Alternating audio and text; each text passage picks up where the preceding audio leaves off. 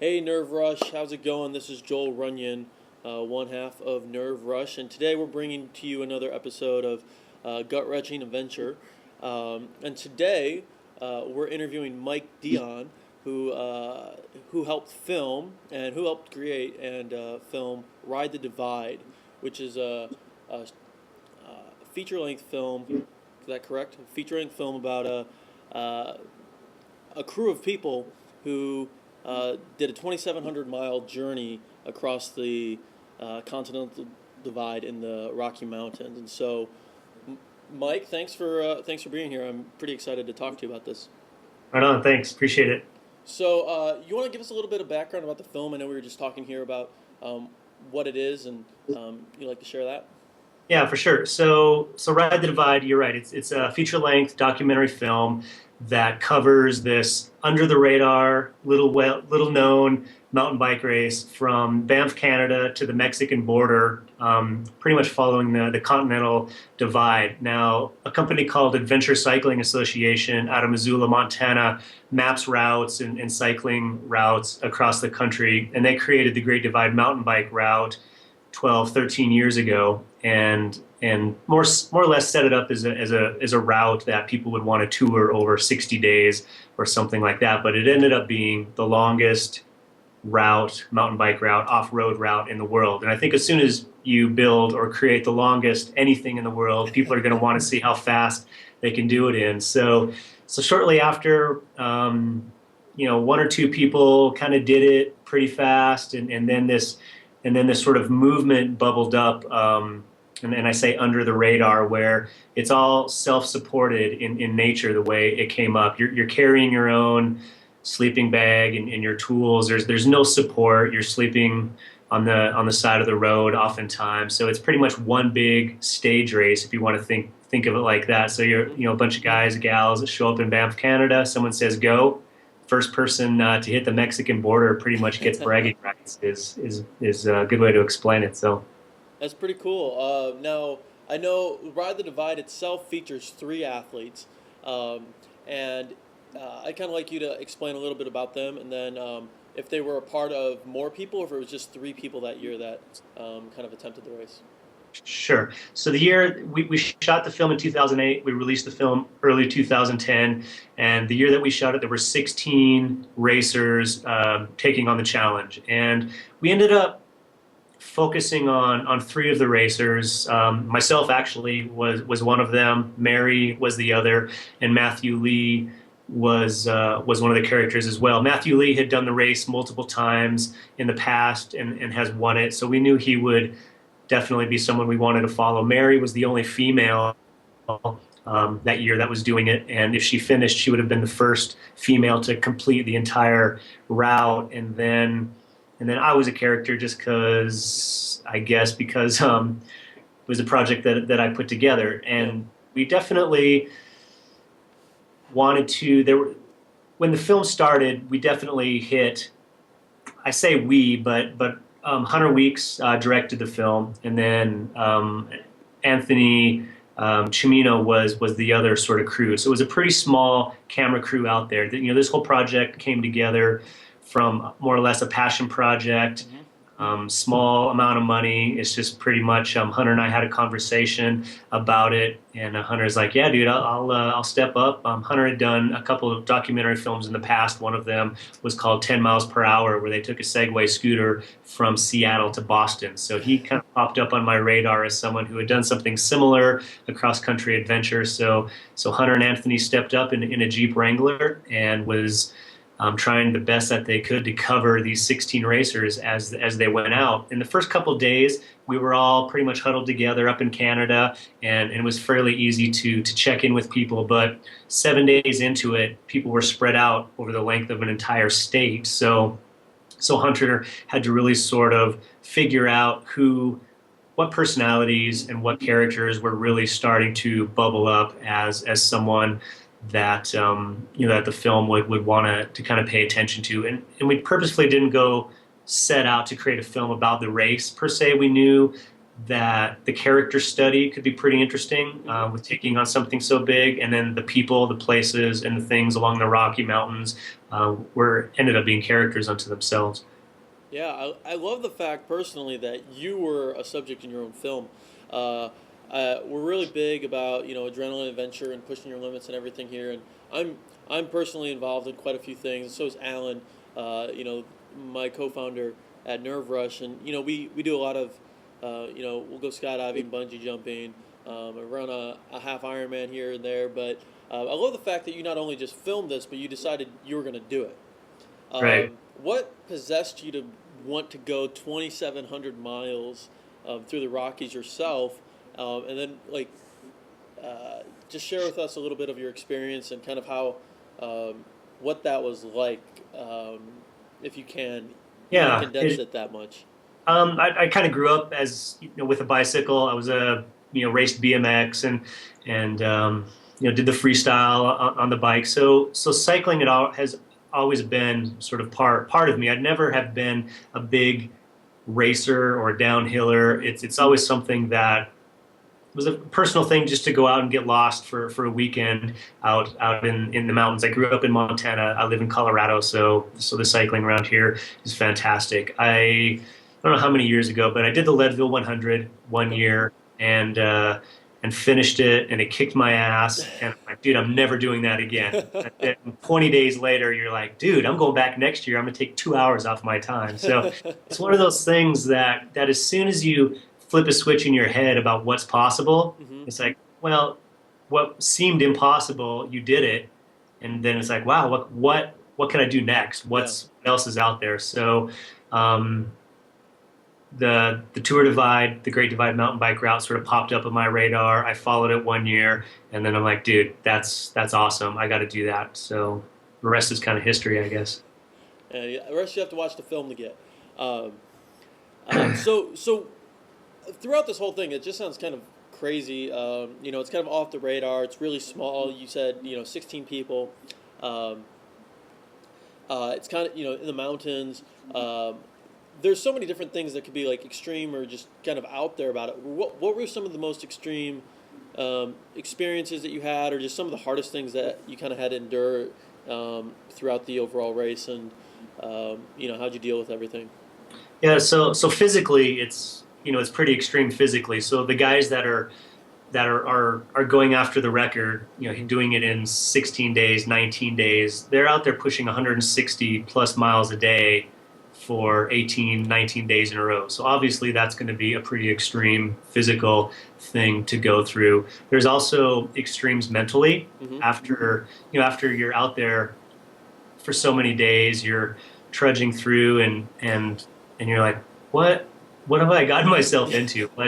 There's it's so the mental challenge becomes pretty fantastic. And then I think I don't know, it's everyone is out there doing it for I think their own personal reasons, and Hmm. everyone's gonna probably have a different answer, but just the Rocky Mountains is pretty extreme. It's extreme beauty as Hmm. well. Colorado, Montana, Canada, parts of New Mexico. So it's just you're going through this immense beauty, and that's almost part difficulty of it too. Is like you're going through this beauty, and you just want to stop and soak it in and take pictures of it. But you're racing this thing, so you just kind of watch it go by at 15, 20 miles an hour. So That's crazy. Yeah, we did a. I was out there back in June, and it just the the best word I had to describe, the Rocky Mountains and Wyoming and Colorado is just stupid beautiful. yeah. It's just crazy some of the stuff that's out there. Yeah, Um, and the route takes you purposefully. It's off road, so you're following Forest Service access roads and Jeep trails and that sort of thing. So you're purposefully the route puts you inside the mountains and the forests and in that stupid beauty as you say. um, was it for so a lot of times, when you're watching these like reality TV shows or whatever, a lot of the things you'll see, you'll see the people doing the stunts, um, and you'll see Bear Grylls going down a waterfall, Yeah, but you don't see the fact that the camera guys actually have to go down the waterfall and follow him, and a lot of times the camera people the people filming the race are doing the same things, if not, to except on another level of difficulty um, than what the actual participants are doing. I know you were actually a part of the race, but as far as the camera crew and the people filming it, did they have to go through a lot of the same things as you did to get the shots? Did they follow you on bike, or did they have other types of transportation and vehicles? Yeah, they were in a Jeep Wrangler. The route is probably 90% drivable, Okay. because it is Jeep Trail, Forest Service access.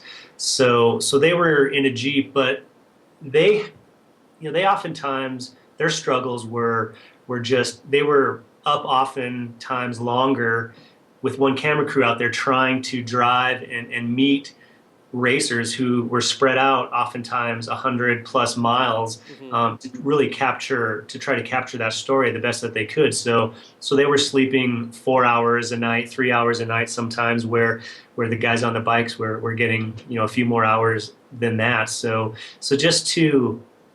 just the nature of this project with the budget that we had, pretty much having one camera crew out there. Yeah, they were definitely running all over the place, up and down the mountains, setting up cameras up on a cliff, trying to get with the racers. And because it was a race, they couldn't necessarily impede or stop a racer for an hour and say, "Hey, I want to interview you." Hmm. They kind of had to do it, as the racer was stopped or sleeping or grabbing a bite to eat or something like that. Yeah, I think that's a really interesting aspect of trying to film a race is the fact that you can't stop. You don't Yeah, have the time to just let's take a few takes of that. Can you go down that hill again? Can you rewind that and let's try that again. You don't have sure. that capability, and so you kind of have to But experience luckily, it. they were out there for 20 some days, and we came back with almost 200 hours of footage. So it's fairly easy to not easy, but to distill 20 some days down to 80 minutes.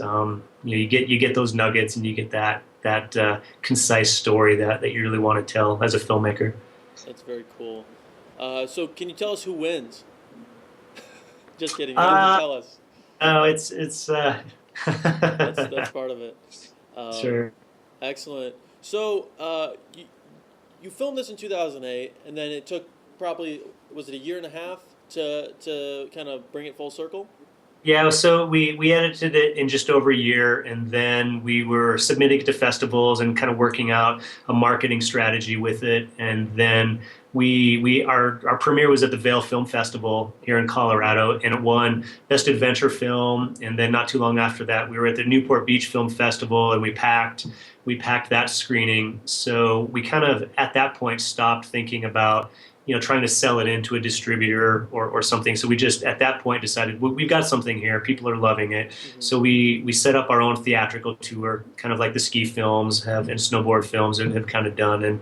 And so we did that for the better part of a summer, and then we ended up selling a TV deal. The film is on iTunes, it's on Netflix, it's on Amazon. So over the course of if it's year release, we've really gotten it out there. Hmm. And from the success of that, we've got a couple other projects that we're in edit right now.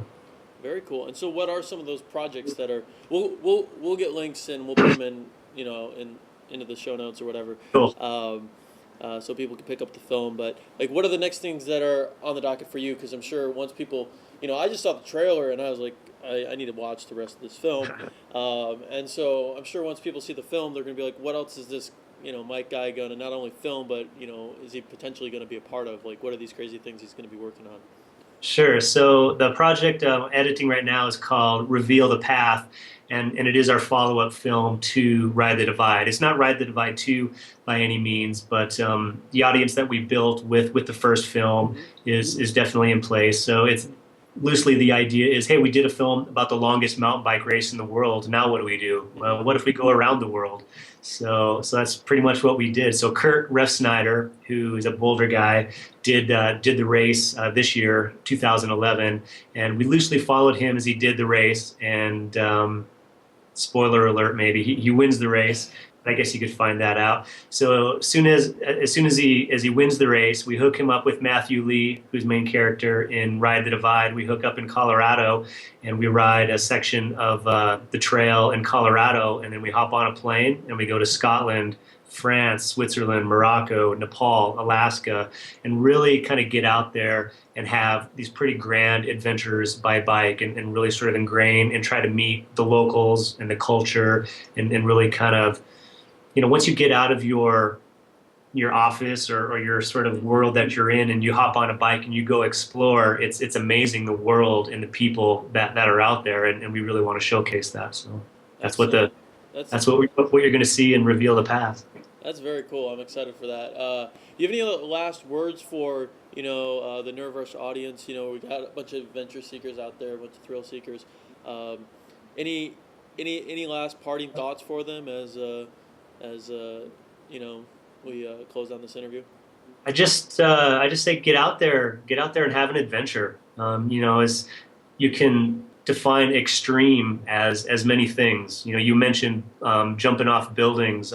That's something I honestly could never do. But you've after I'm sure it's just nothing. You don't even think about it anymore. You just hop off. Yeah, People are riding their bikes 1,000 miles, which some people think is impossible, but it's not impossible. So just get out there. You don't have to have these majorly extreme adventures to have a good time. Just go out and do something. Get outside. yeah. That's awesome. No, that's great advice. I love that. So, hey, Mike. Well, I appreciate you taking the time to talk to us. I'm sure our readers are going to check, um, really enjoy the interview. Um, Cool. I'll put the links down below, and like I said, I appreciate you taking the time to talk to everybody. I don't know. Appreciate it. Thanks. All right.